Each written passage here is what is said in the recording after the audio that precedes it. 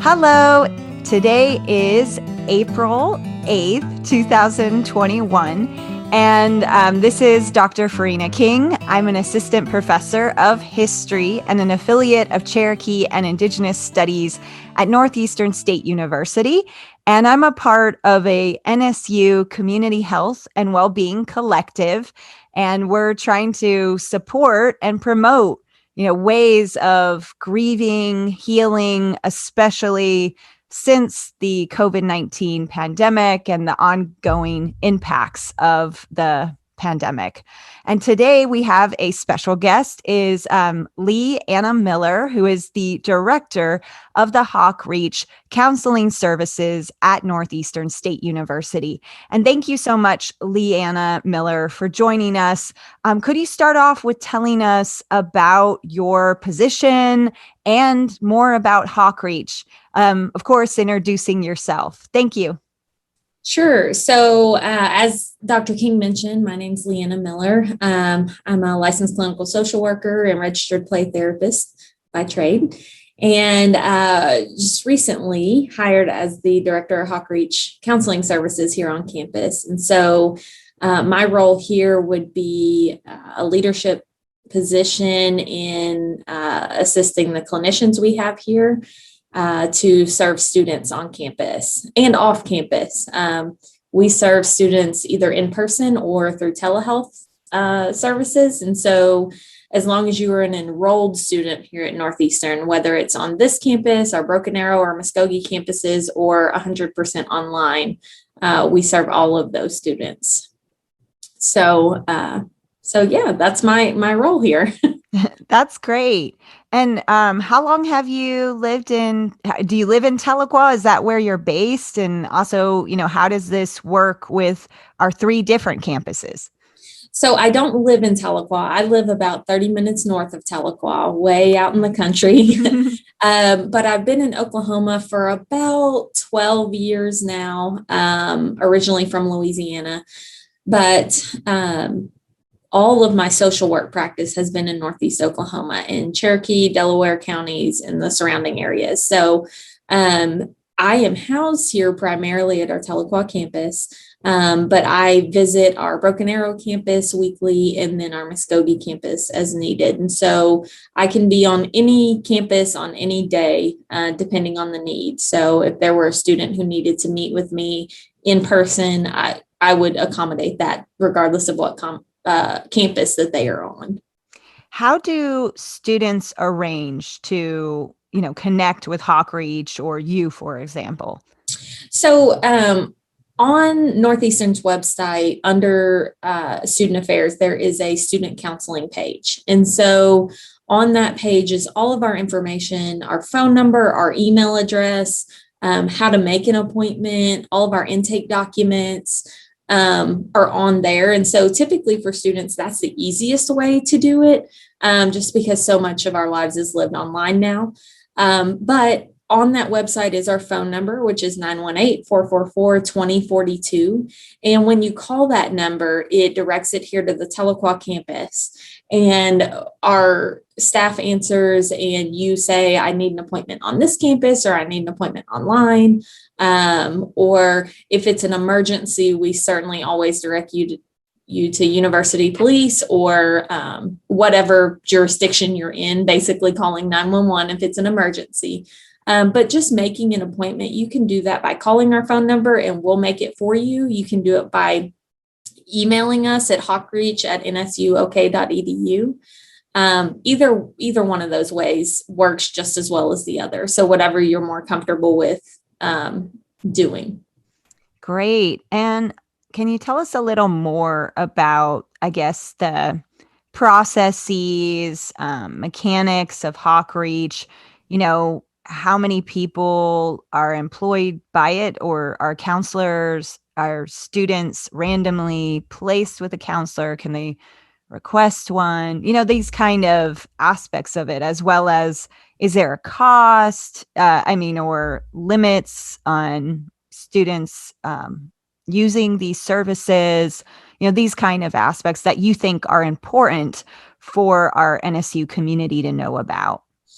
Sure. So how it goes is a student calls and says, or faculty or anyone can refer to HawkReach.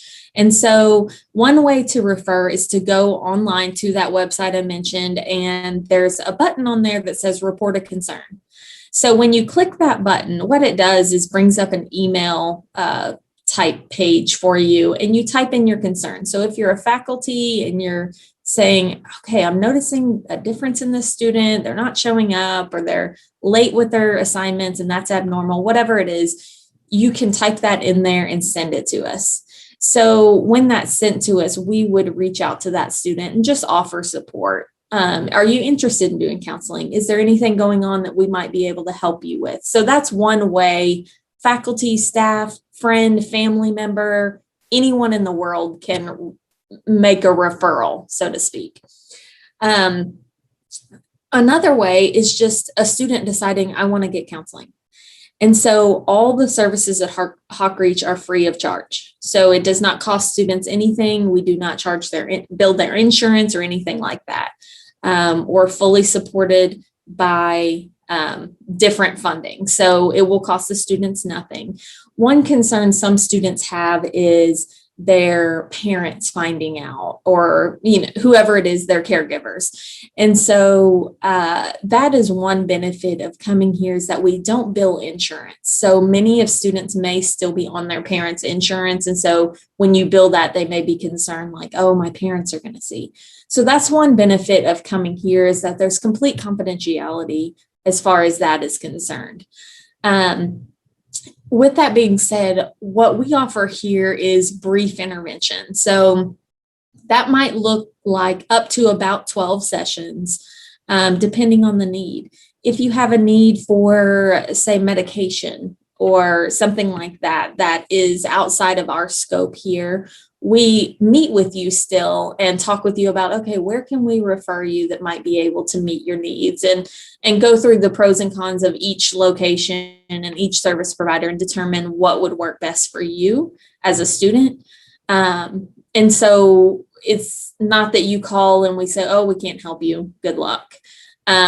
We help link you to someone who can provide that service. So you may be getting counseling at HawkReach, but then you also maybe need a medication. And so we would refer you either to NEO Health or a provider that would be appropriate for you for that need. So we can work in conjunction with different agencies. And then we also work with Creoaks in if there was an emergency situation and maybe an inpatient stay is more appropriate for that person at that time. And so we work with them and link you to that resource and help you all along the way to getting there. So basically, sorry to interrupt you there, because you mentioned some entities like Creoaks that some people may not even know what that is.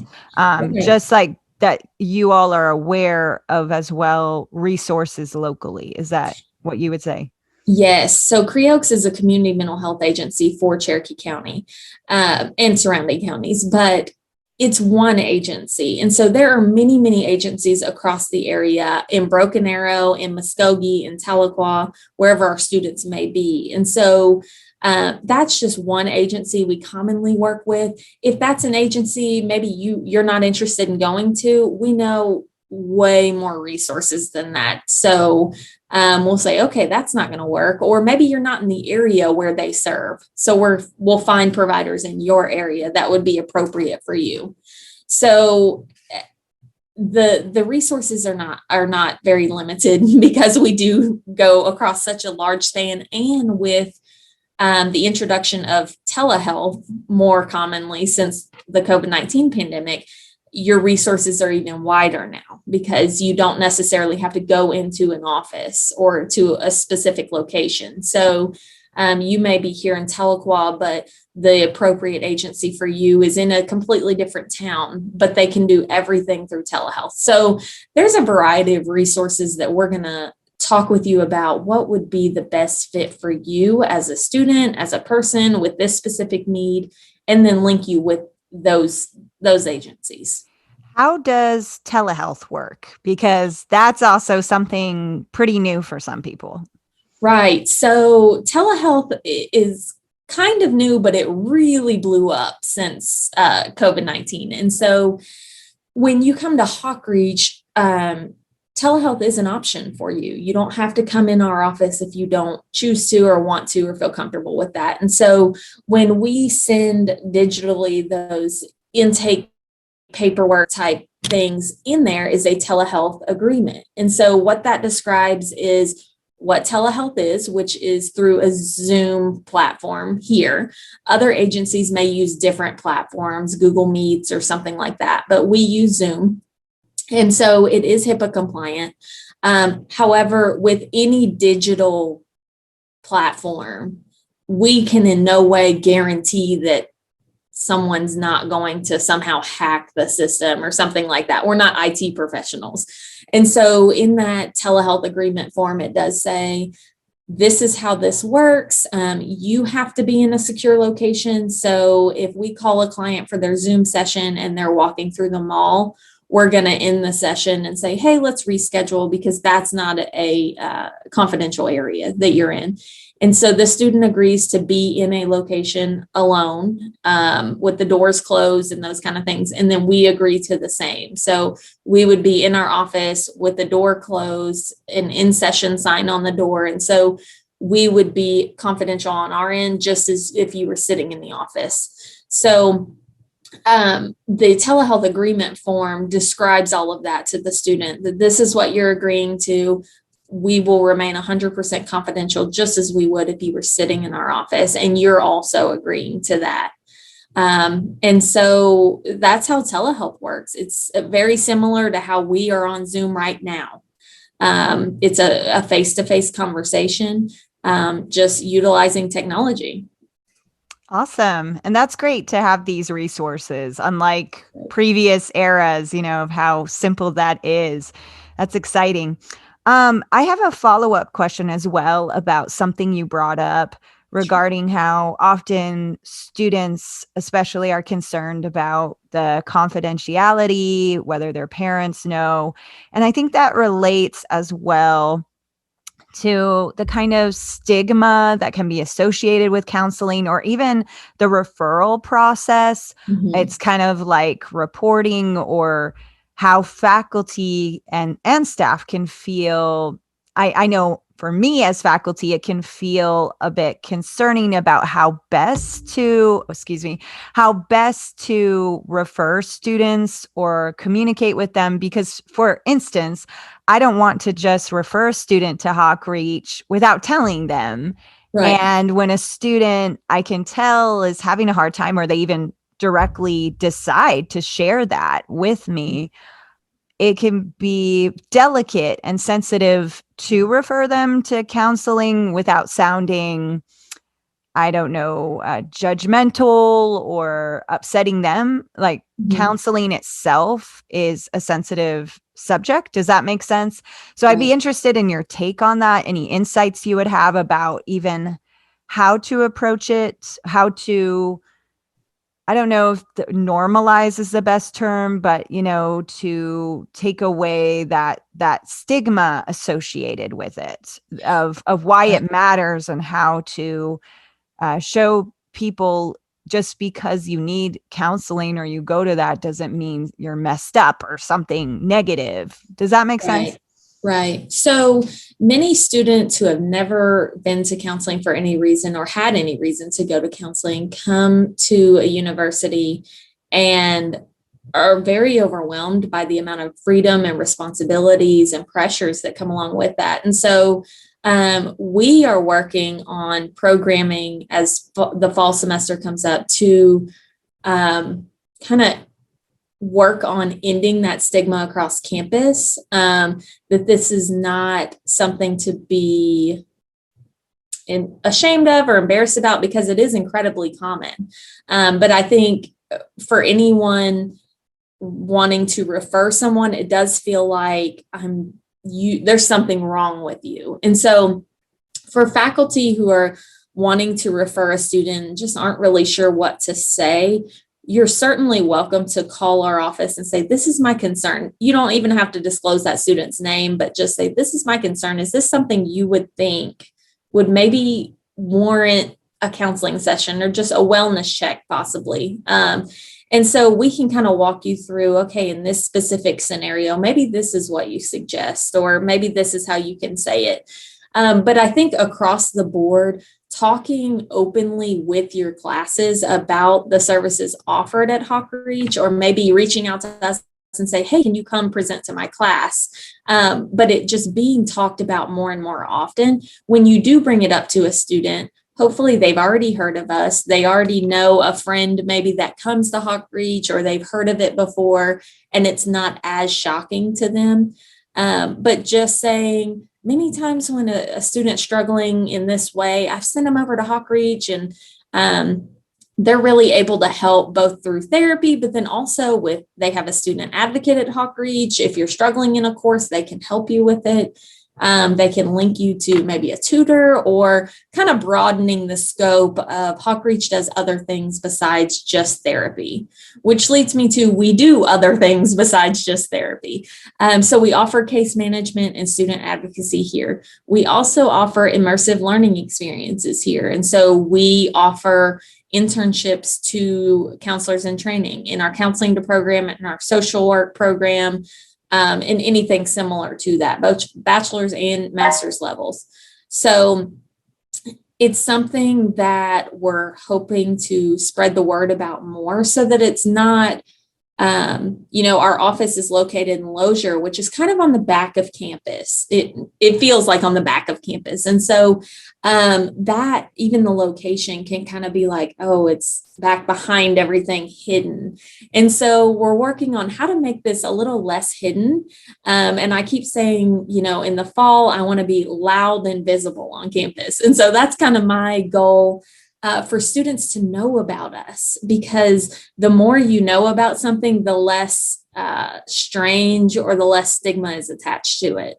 If I have 3 friends that go over to HawkReach because they're just struggling with time management and the stress of classes, it's going to seem way less strange to me to walk in and say, hey, can you help me with this?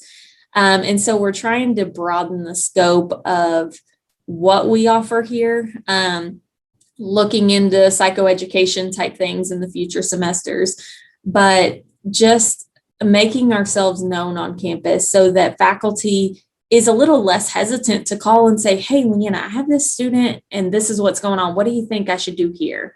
And I may say, well, I would probably refer to this different department on campus that may be able to meet that need a little better. But hey, you can send them over here and we will guide them through it. We'll walk them over there, or we will call with them. So we want students to know that you're not just coming here or calling or doing a telehealth session because there's something wrong, because normally what's going on is very common. Time management, stress, of just being in college in general. We have a lot of non-traditional students. And so they have other stresses that may include children or spouses or jobs or other things. And so the amount of stress and pressure and anxiety that our students throughout NSU, we have about 7,000 students across the campus and not on campus. The amount of stress that they're under is not uncommon. And so we want that to be pretty well known so that it's a little bit easier to call us up or send us an email or any of that. We can all be found in the directory.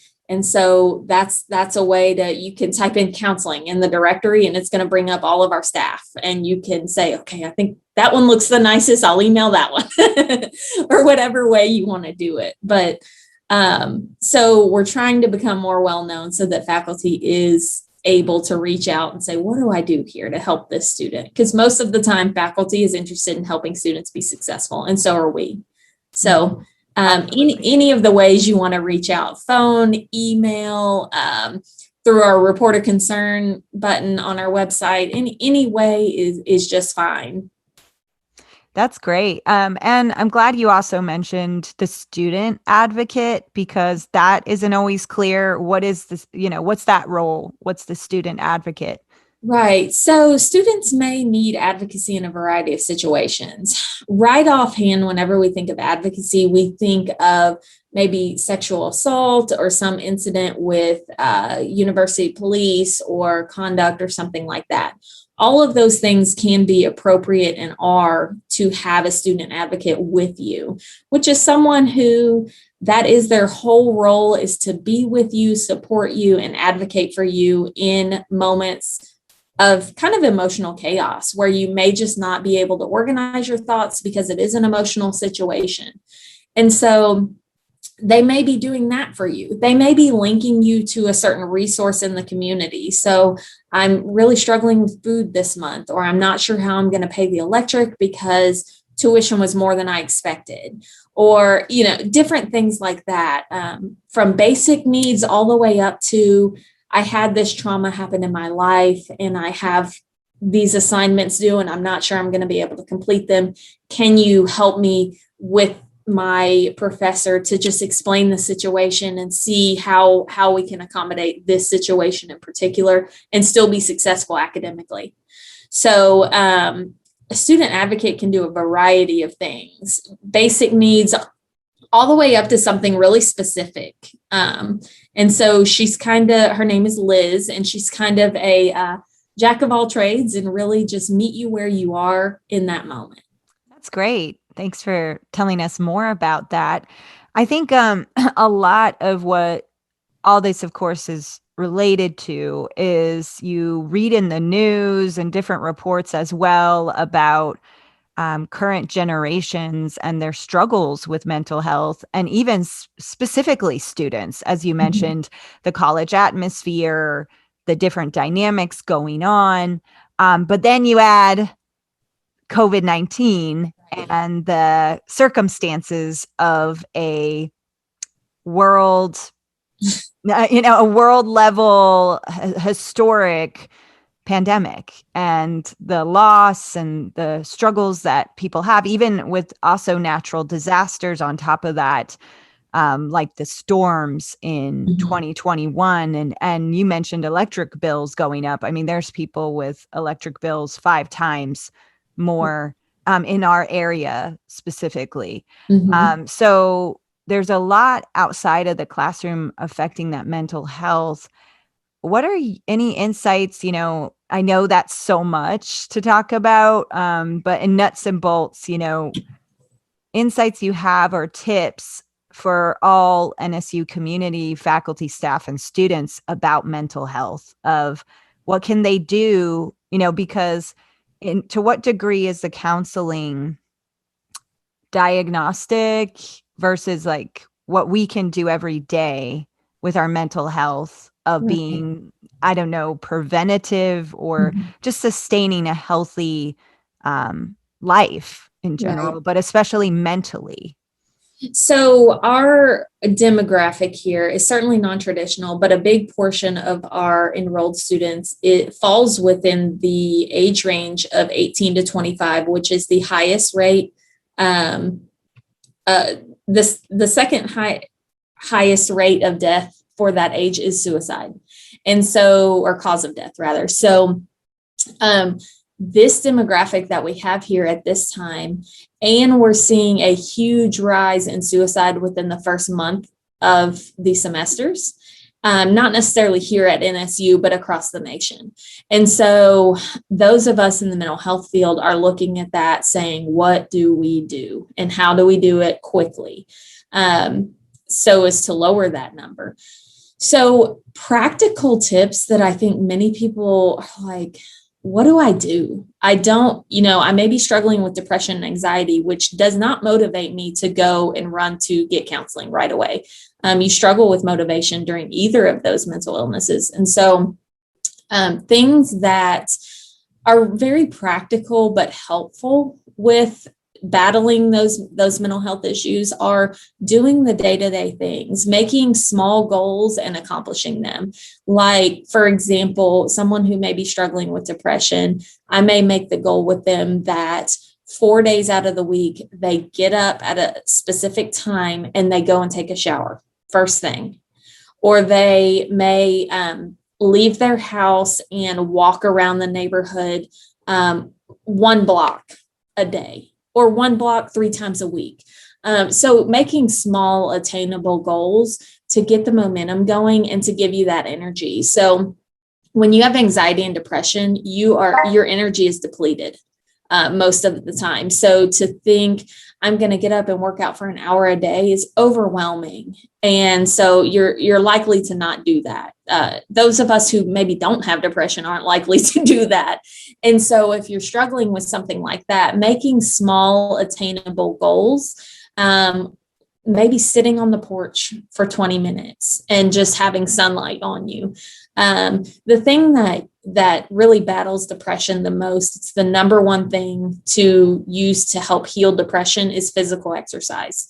And so when you're making those goals, keeping that in mind, that what can I do that maybe is not going to raise my heart rate and make me start sweating, but can I walk around the block? Can I walk down to the football field and back? Or walk my dog? Animals are another thing that is a huge help with anxiety and depression. And so if you do have a pet, spending time with that pet, again, in small doses so that you can accomplish that. And then also looking at, am I drinking water? Am I eating? Am I sleeping? When we meet the physical needs, that impacts our mental health tremendously. So thinking about the physical aspect of it, eating, drinking, exercise, and sleep. If you look at those 4 areas and just make a very small goal for each of those, that can likely be a really practical and doable way to start improving your mental health. And then also trying to reach out to others. We as humans are meant to interact. And I think during COVID, that's been really difficult. Most of our interactions are through Zoom or something like that. And so maybe making an effort to say, okay, this friend I haven't seen in almost a year, maybe we can arrange a time just to go to lunch or to have coffee, or just even do a Zoom chat would be better than no contact at all.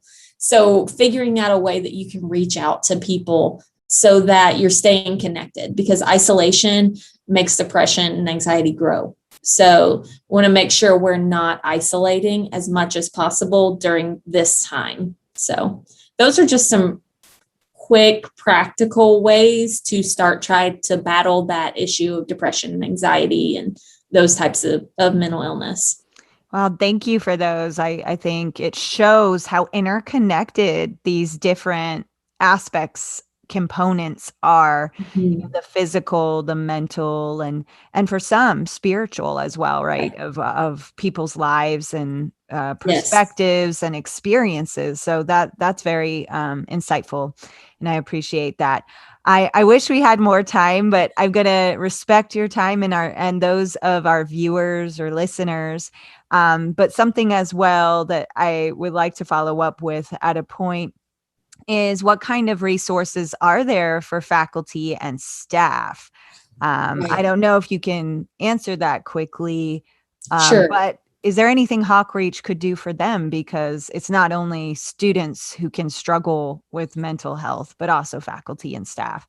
Right. So at this time, HawkReach doesn't provide direct services for faculty and staff, although I know faculty and staff are truly struggling with the ideas of being back on campus full time and those kind of things. So in those situations, faculty and staff is welcome to call us or call me directly and say, I am struggling. I don't know what to do here. And what I will do is, number one, provide you the information for the employee assistance program, should you choose to utilize that, which provides free telehealth services to staff and faculty. Number two, if you're the kind of person who's like, I don't think I want to do that, that person, I don't know who they are. I'd rather go to someone here in the community. That's great also, because I have several therapists here in our community and communities, whether it's here in Tahlequah, Muskogee, or Broken Arrow and surrounding areas. There are so many clinicians available who are willing to do in-person sessions or through telehealth services. So whatever that faculty or staff would be more comfortable with. And then also making sure it's a provider that accepts their insurance so that it's not a financial burden to them, because that's a big concern as well. And so what I would do is I would say, okay, what kind of issues are we struggling with, and what provider can I find for you that maybe specializes in that area or could meet that specific need, both with your mental health and your financial situation, and your insurance and those types of things. So what I do in that situation is link to the appropriate resource for faculty and staff, because we do have student interns here. And so at this point, that wouldn't necessarily be appropriate for a faculty to be their client. And so that may be something we change in the future. But at this point, what that would look like is me linking them to the appropriate resource, which is absolutely fine. And we welcome them to give me a call, or give our office a call. But faculty can certainly call me directly if that would make them feel more comfortable. Thank you. And I think it's also important to realize that some faculty and staff are not familiar with these processes or the local services and resources. So even just to be able to have a place to go to help them understand the landscape more or less, or the options, because that can be a maze, or very daunting for them because it's something very personal too, as we're bringing up, right? Of the comfort, they're feeling comfortable and ready for that too. Right. Yeah. It's a huge step, whether you're a student or a faculty or staff. It's a huge step to say, I think I want to get some help somewhere. And so if I can help you navigate that in the most seamless, comfortable way possible, that's what I would be glad to do. So anyone can reach out to us on the NSU website under Student Affairs and Student Counseling, which we are updating to include information for faculty and staff. So that will be updated, but they can contact us that way. They can click report a concern and send us any information about any student or friend or family member you're concerned about. They can call our landline at 918-444-2042, or email any of us. You can find us under the NSU directory, and so you can email any of us directly. Wonderful. Thank you so much for all these great recommendations, your insights, and again, for the services that HawkReach Counseling provides. I had talked to a number of people on campus, and they do speak very highly of HawkReach Counseling at NSU. So we really do appreciate your frontline work as well in these ways. So thank you very much, everyone. Take care.